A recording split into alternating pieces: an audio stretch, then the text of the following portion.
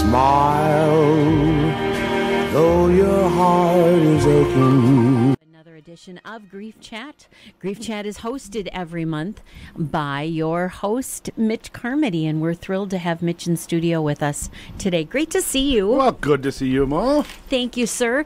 Tell me how things are. I know you're always very busy, and you're gearing up for a fun opportunity this coming winter, right? Oh, yes. And you know, on a day like today, I feel like thinking about what's coming next for winter. So we have on the phone with us, actually, somebody that is going to be joining you, I do believe. But I want to learn more first about this cruise. Tell us about the cruise, please. Yes, I'm excited because we do have a guest today that will be on the cruise. But we have a cruise coming up in March of 2019. And we have some 20 different presenters, grief presenters that will be on the ship that'll join us, spending their time and their energy and their talents for those who grieve. They're joining us just like everybody else, but they're providing their services on their own. And it's just a wonderful opportunity to have. We have almost 100 people signed up, 20 presenters. We're going for 7 days. We're going to the Caribbean and Jamaica and Cozumel. And Labadee, I think is the name of it, an island off of Haiti. So it's exciting. So it's the third grief cruise that we're doing, the Bereavement Cruise. And every year it gets a little bit bigger because people start to realize the benefit instead of being scared of, really, a bereavement cruise, because there was a little trepidation with some people coming to, can you do this at the same time? But yet we found out we had a 3-day cruise for the first one. The next one was a 5-day cruise. Now this one's a 7-day cruise. It shows that people said we want more time. And now that we're doing it the third time, we got more people because people see the benefit of doing excellent. I mean, there's excellent presenters, professionals doing grief work, and you can come and you can go and enjoy the ship, enjoy the islands. We have a candle lighting at sea. We have an ash disbursement ceremony on top of the ship, and you can just do whatever you want to do. If you want to go on the cruise and just attend one workshop, that's up to you. Well, that is nice because everyone, I'm sure, is at a different space or different spot with their grief. And we want to welcome our guest today. And I will not even attempt her last name, but I'm going to say hello to Shelby and she can introduce herself. Shelby, welcome to Grief Chat. How are you? Hi there. I am so well. My last name is Forsythia, just like the flower. Well, Shelby, welcome to Grief Chat, and we're thrilled that you're online with us today. First of all, how would you present your grief piece to people? Give us a little bit of background. I do. Oh, sure. Oh, my gosh, absolutely. So the work that I do with grief is largely online, largely kind of a web of international listeners that I've curated through hosting a podcast about grief. And for those that don't know, a podcast is another form of radio show that you can access through your phone, whether you have an Apple phone or an Android or a Google phone, and it's free. It's entirely free. I bring on people who have experienced some kind of loss, whether it's a death, a divorce, some kind of diagnosis, something that's changed your life forever and you've had to get through it and move forward with it inclusive in your life. And I always ask people how they come back.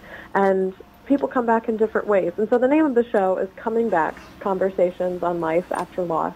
And so some people come back using yoga. Some people come back by, hiking a trail in Spain. Some people have book recommendations or coach recommendations or other grief program recommendations. And so the listeners can kind of catch on to, okay, that sounds like that might work for me. Let's see if that would help me walk through my grief, because I knew that my story could be of service to others, but I know that curating other stories is of even more service. There's so much more to draw on.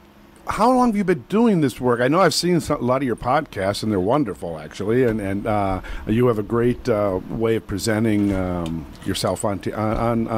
I really enjoy watching them. And so how long have you been doing this work in the podcast, and what got you into the grief facilitation to begin with? Yes. Oh, that's a great question. So I've actually been doing the podcast for about 1.5 years now. I celebrated my 1-year anniversary in May of this year, so I'm going on 1.5 years. And I got into podcasting as a medium because podcasts are what I latched onto and started listening to when I lost my mom in 2013. In December of 2013, she had a very aggressive form of breast cancer that returned unexpectedly, she had been in remission for almost a year, and then we thought she had pneumonia or a cold or something that was affecting her lungs, and then they did some scans, they did 1 or 2 surgeries, and they were like, well, crap, the cancer's back, and she was dead in less than a month.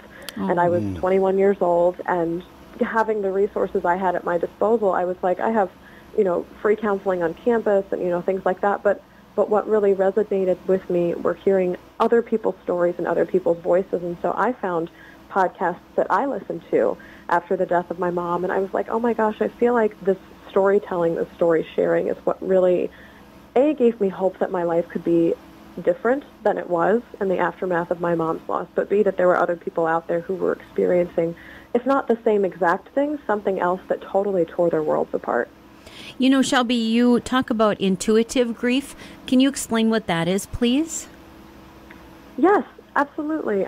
So when I call myself an intuitive grief guide, I have had intuitive training beyond.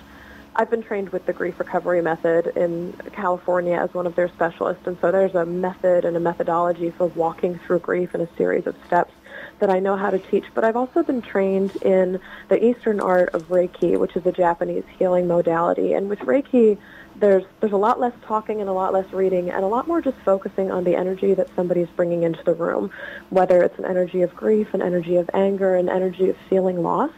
And a lot of times when I work with clients in that way, or even during interviews, I'll have questions that pop into the back of my mind, or words that come out of my mouth that address something that maybe they haven't thought of in a certain way, or that I know that listeners need to hear the answer to that haven't been asked yet. And so things beyond, how are you, tell us about your loss, but were you scared to move on? Or the phrase, a storm tossed is coming to me. Can you tell me more about that? And people were like, that's so strange. I just drove through a storm yesterday and I had a vision, or something like that. And so it connects these links in a different energetic sort of way. And a lot of times it really does come from flashes of pictures through my mind or flashes of words. It's questions that need to be asked. And so have you always had this intuitive ability even before your mom got sick and died? I would say probably, but I didn't acknowledge it. The very first time I ever experienced anything intuitive was the very first time I visited Chicago when I was 16. And I knew that was where I wanted to live for the rest of my life. It was the first place I truly felt home. And so when I graduated college, I immediately came back, and that instinct for me has remained true.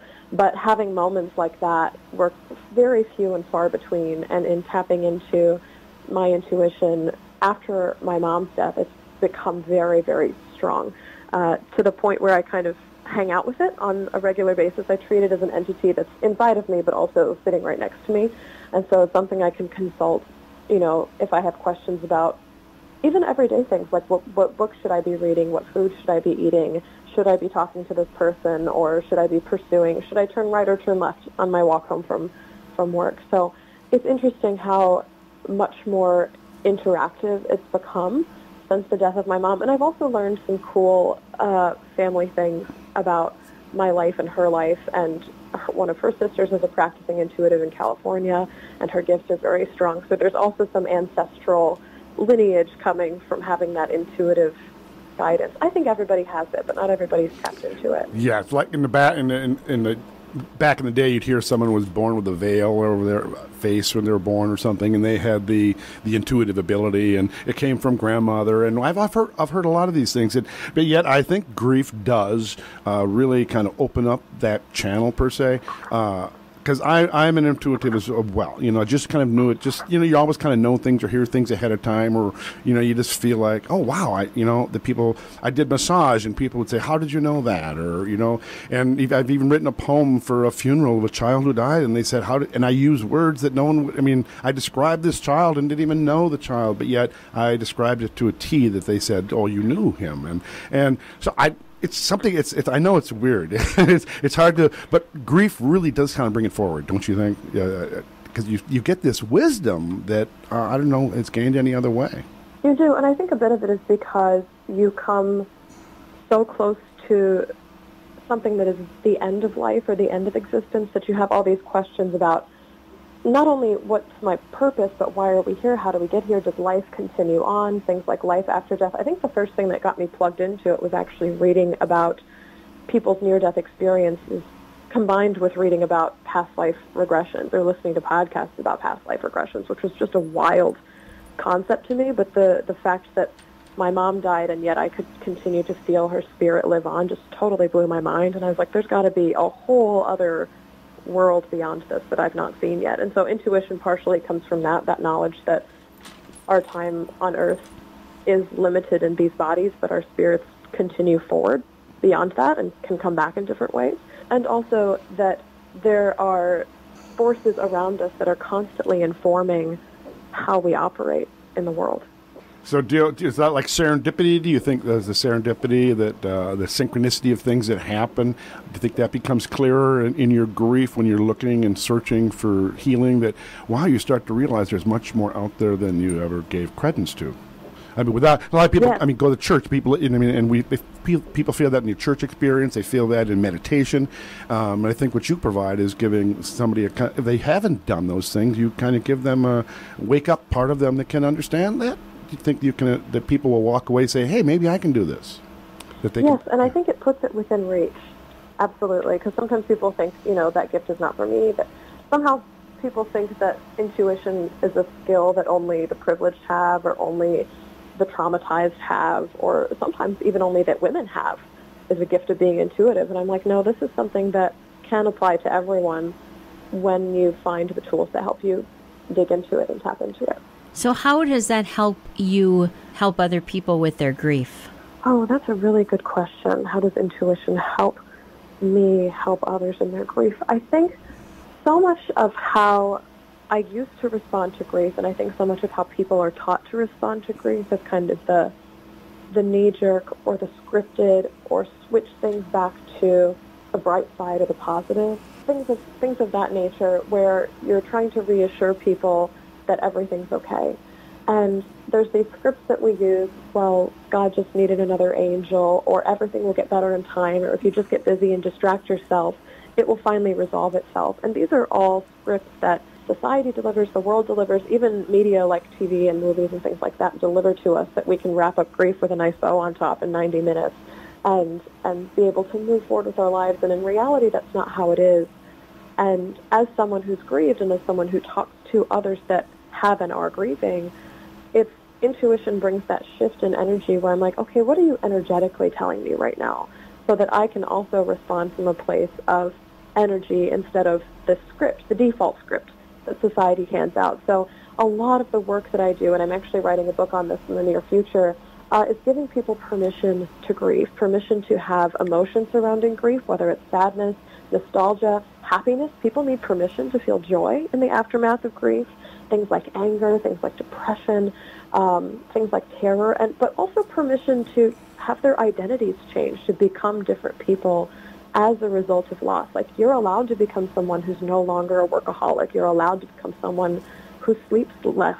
You're allowed to become a person who wants to travel or maybe wants to stay home. You're allowed to become a person who's no longer a caregiver. You're allowed to relinquish that identity as a result of grief. And so listening from a space of asking these questions about what do people really need to hear in this moment that's not a platitude or that's not a cliche is really where intuition comes in. And part of it is based on what did I want to hear in my own story, but part of it is also what are you telling me with the energy of your words, with the energy of your body in this moment that you need to hear? What do you need permission to do in your grief? You know, Shelby, you're talking about the energy of a room, and I totally understand that. You know, there are just certain rooms you walk in and there's a positive vibe, and it can change if one person walks in that does not have that positive vibe, or the opposite. You can be in a room of kind of just average, somber, or just normal, and somebody that's upbeat comes in. So does it make you nervous to be on a ship with people of all kinds of energy? And what are you going to feel, do you think? Oh, that's interesting. It's funny, I haven't really considered that before. What's it going to be like to be on a boat with all these people with different energy? You can't leave. I mean, the walls are closing in. I don't know what to do. I'm actually very excited for it because in being intuitive, and I'm sure Mitch can speak to this as well, you are aware of the energy that you emit, and I almost have, these are not armored walls necessarily, but I do have almost, it's hard to describe. I'm doing a hand motion around my body right now that I know that you can't see, but there's like a protective force field that I have that walks with me, that walks alongside me. And so I have my protection from the other energy, and I live in a big city. I live in Chicago, so I'm surrounded by other people's energy all the time. And so I suppose I'm less intimidated about being in a place where I can't get away from the energy because I feel similarly living in a city. But you also, when you sit in those spaces and you're surrounded by so much energy in a room, no matter what it is, you first have to be safe in your own. You tell yourself, I am safe because I'm here with my own energy. And then whatever happens around you is you're able to watch it, but not necessarily become plugged into it and controlled by it. And so there's a lot of being conscious and present that has to happen in those moments. So it's a very active awareness of other people's energy without fully engaging in and being swept up by it. It's like sitting on the shore and watching the water move and knowing that you're stable and grounded in the shore and so not pretty much comes as pretty much comes part of your modus operandi then. I mean, that eventually that's how you operate, and you see people that are toxic and you avoid them, or you zero in on someone that needs you. That's how I feel. Yes. I can. And it also, for me, there's an element of companioning that comes with it too, where I'll walk beside you, but I will not take over the steps that you take. You know, so I'll be glad to walk beside you, in front of you, behind you, wherever you need the support. But I will not personally inhabit your body and control where you go. Right. It's a friend of mine kind once. Of that limit of letting me be a separate entity from That you. is so perfect. A friend of mine called it puddle sitting. You sit in a mud puddle with them as long as you need to be, but you don't do anything but shit with them. So, well, thank you so much, Shelby. Yes, thank you so much, and we're grateful that you called in today and gave us your points about intuitive helping people that are grieving through an intuitive way. And we wish you well on the Bereavement Cruise as well.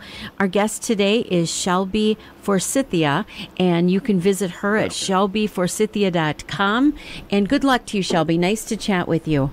And you are listening to another edition of Community in Depth on AM 1460 and FM 97.7 KDWA in Hastings. Smile